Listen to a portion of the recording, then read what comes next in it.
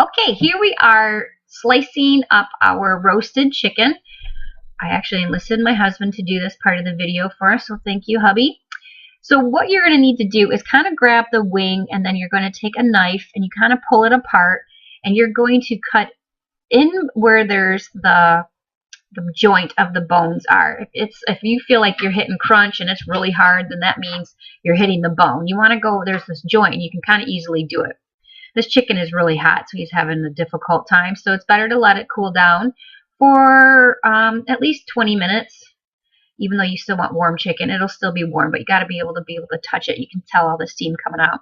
So we cut off the wings doing that, and now we're cutting off the thigh and drumstick part. And again, you can flip that bird over and grab it by one of its drumsticks there and just kind of find where the joint of the bone is.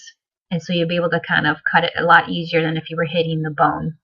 And you're going to do both sides and then flip it over, and using a fork or your hands, either way, you're going to then cut off the breast on each side. And there is a cartilage part that is down the center of it, so you're going to cut to the left and to the right. And then you just cut the best you can off, and then you can plate that up on a plate, and people can grab the pieces that they want. Or, and then the rest of it, you can go ahead and just kind of like use your hands and like pick off all the little tiny pieces so you can save it for a casserole or something later. And don't forget to make your chicken.